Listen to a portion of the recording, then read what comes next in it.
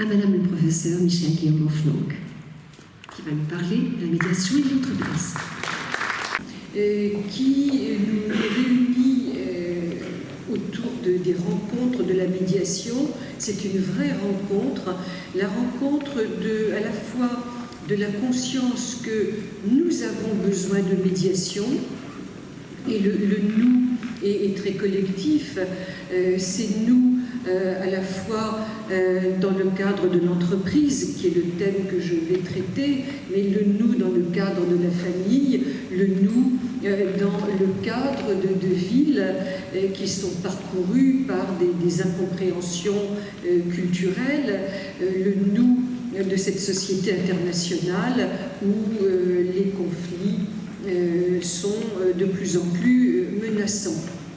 Donc, nous partageons la conscience du besoin de médiation, mais surtout le ciment, c'est ce que l'on a entendu de la part de Maître Jamet, de la part aussi de Claude, c'est que nous avons conscience des nécessités de la médiation. J'ai donc conçu mon intervention autour de deux parties. On ne se refait pas, un professeur de droit fait deux parties. Je n'ai pas poussé le vice jusqu'à faire deux sous-parties, mais l'idée est là, deux parties. Première partie, la nécessité de la médiation, nous en avons besoin. Deuxième partie, les nécessités de la médiation. La deuxième partie sera plus développée que la première, parce qu'au fond, on ne prêche pas des convaincus.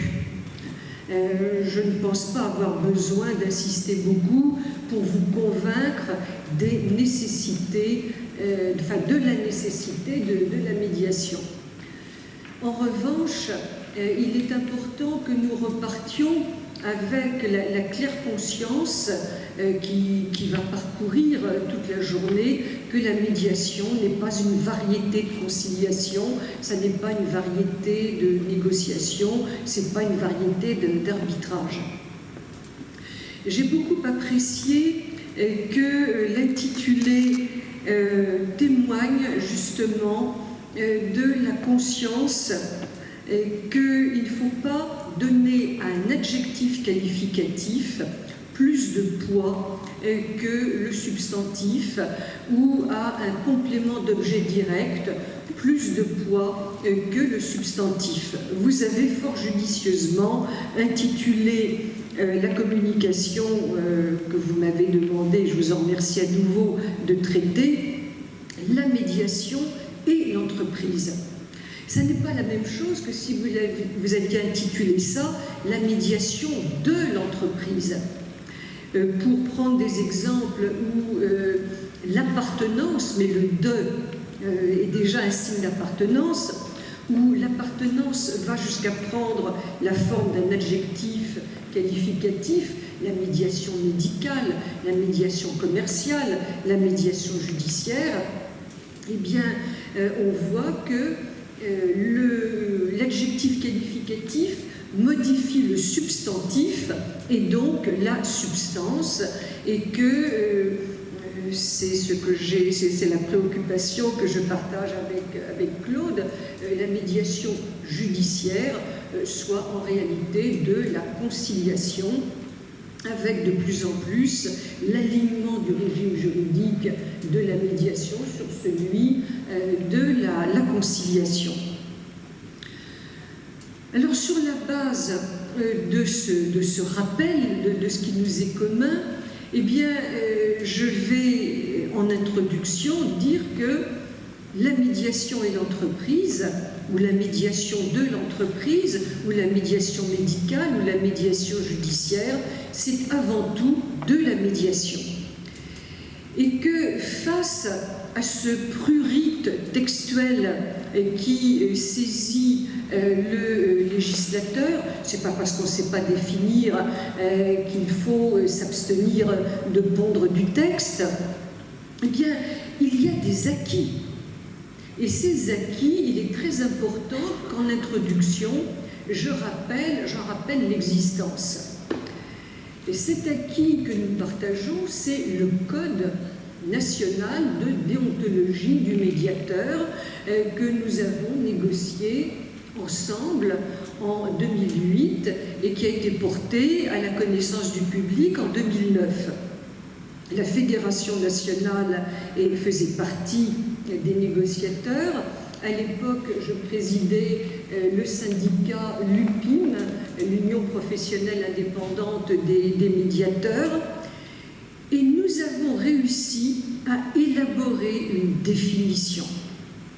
Cette définition, elle a été conçue sans adjectif qualificatif, parce que le collectif qui a élaboré ce code comportait aussi bien des avocats, la fédération, aussi bien des médiateurs composites qui formaient l'UPIM que je présidais, en particulier les médiateurs ou les médiatrices socio-interculturelles. Il y avait des médiateurs en entreprise. Donc cette définition, elle est pertinente. Elle a été élaborée par le terrain, par les professionnels. Je vais m'y référer pour consolider le ciment qui nous réunit. La médiation se définit tout d'abord par un mot qui est le mot processus. Et le mot processus a été un énorme progrès accompli par ce collectif, parce que le texte qui avait été envisagé au départ commençait par le mot procédure. Et ça, c'est ravageur. Quand la médiation surfe sur la vague des modes alternatifs, et le mot alternatif contient une promesse de faire autrement que le modèle dominant qui est celui de la justice, encore faut-il utiliser des termes qui ne renvoient pas purement et simplement au vocabulaire du modèle dominant. Donc la définition a commencé par le mot processus.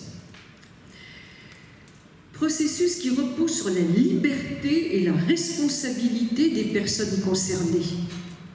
Et là, je crois qu'il faut acter cet accord qui fonde la médiation sur la volonté d'y aller. Et ça va nourrir ma mise en garde de la deuxième partie, non à la médiation obligatoire. On ne peut pas à la fois faire du caractère libre du processus un des éléments du critère numéro 1, le processus, et ensuite le fouler aux pieds en le rendant obligatoire. Donc, la médiation est un processus qui repose sur la liberté et la responsabilité des personnes concernées. Je ferai deux remarques. Le mot responsabilité est très important. La médiation est une co-construction.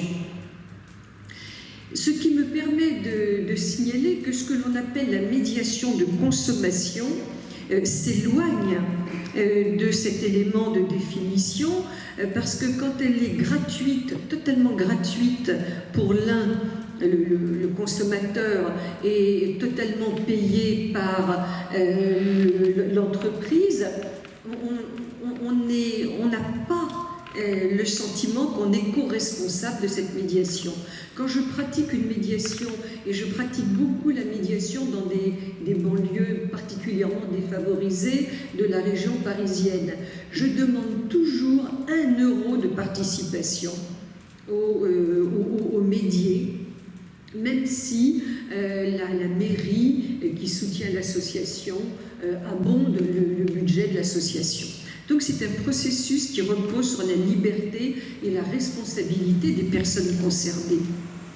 Eh bien, là aussi, nous avons utilisé le mot « personne ». Nous sommes éloignés du mot « partie ». Et je reviens à mon raisonnement. Comment développer un esprit alternatif si on réintroduit les mots du procès? Quand je commence une médiation, j'explique bien aux personnes qu'elles sont là en tant que personnes que si elles veulent se considérer comme des parties, il y a la conciliation, on peut très bien utiliser ce mot, ou bien le procès. Mais en médiation, ce sont des personnes avec, et nous aurons cet aspect qui sera développé avec tout leur tsunami psychologique. Donc, voilà pour ce premier élément, processus qui repose sur la liberté et la responsabilité des personnes concernées. Et ça, c'est très important pour la médiation dans le cadre de l'entreprise, mais dans tous les domaines de la médiation a 4 fonctions.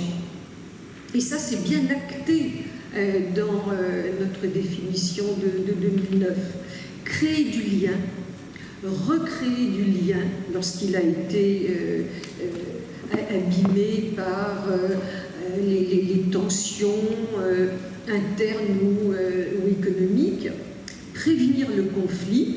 Et j'ai vu dans le panneau qui nous accueillait à l'entrée de l'espace, prévenir le conflit, c'est bien noté.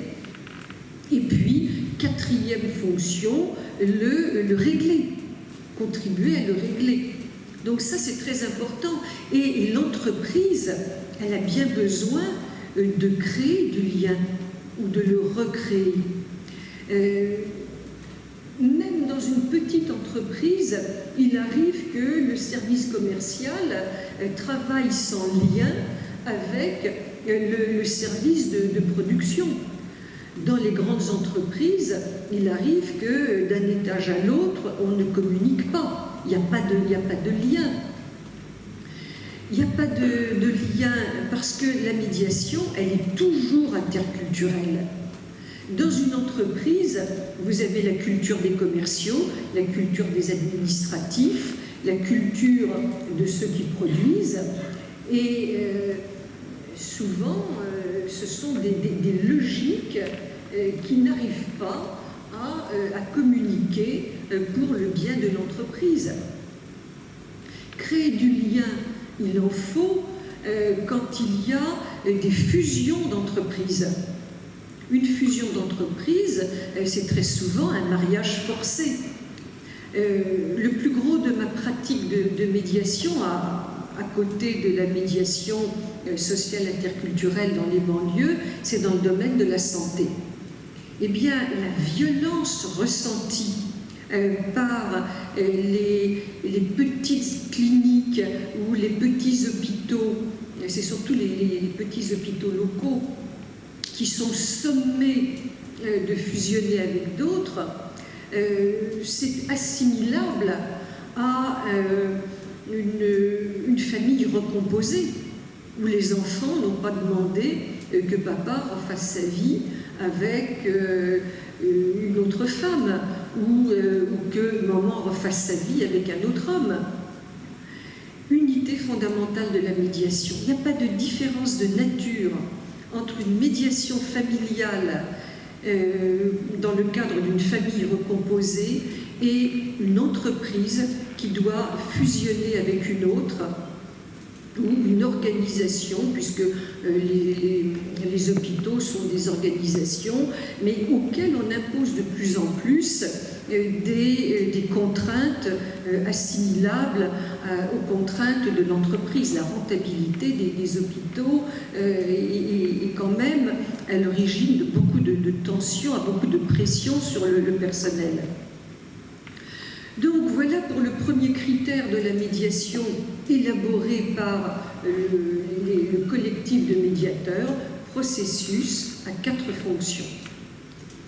Deuxième critère, le médiateur. Et là, le besoin dans l'entreprise va résulter des caractéristiques du médiateur qui ne sont pas les mêmes caractéristiques que celles du conciliateur, mais je ne vais pas anticiper sur ce que dira Chantal. Le médiateur est un tiers, impartial, indépendant et sans pouvoir. Et là, l'entreprise a vraiment besoin de 2 caractéristiques du médiateur, l'extériorité et l'absence de pouvoir du médiateur qu'on appelle la neutralité.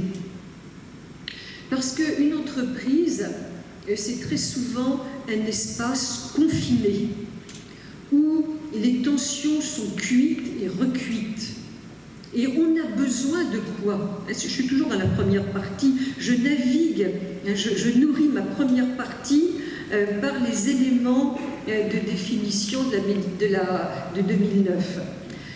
Eh bien, c'est un espace confiné, une entreprise, dans lequel il y a des rivalités cuites et recuites, où il y a des crispations identitaires, l'identité des commerciaux qui n'est pas l'identité de ces ronds de cuir, des bureaux, et puis de ceux qui comprennent pas qu'il faut aller vite dans la production. Donc, on a besoin d'ouvrir une fenêtre. On a besoin de quelqu'un d'extérieur. Ça, c'est le besoin de médiation. Il résulte du besoin d'air un peu frais, le vent du large. Et sans pouvoir, parce qu'effectivement, le médiateur, qu'est-ce qu'on attend de lui? Monsieur le ministre l'a dit, de communication. Nous sommes une société dans laquelle, et ça, dès les années 1985, là je me donne un sacré coup de vieux, hein, je rappelle qu'avec Jean-François Six, nous avons élaboré les prémices de la médiation. Jean-François Six, dans Le temps des médiateurs, qui est vraiment l'ouvrage de référence, dans Le temps des médiateurs, il disait, mais nous sommes dans une société où on multiplie les moyens de communication, les techniques de communication, mais où on communique de moins en moins. Eh bien, l'absence de pouvoir du médiateur fait qu'il n'est pas dans les enjeux de pouvoir, et ça va débloquer la communication. Sachant, et là je sais que c'est très très discuté, et je suis convaincue que l'absence de pouvoir passe aussi par l'absence de connaissance. Le médiateur ne doit pas être un expert du sujet qui fait l'objet de la médiation. Il ne doit pas être un expert en bâtiment, il ne doit pas être un expert médical. Parce que la puissance de la médiation vient de l'absence de connaissance du médiateur. S'il est expert, il n'entendra pas l'incompréhension. S'il est expert, il aura du mal à ne pas penser qu'une solution est meilleure qu'une autre. Donc, à travers la définition de la médiation que j'ai égrenée, j'ai pratiquement terminé d'exposer la nécessité de la médiation pour l'entreprise, créer du lien.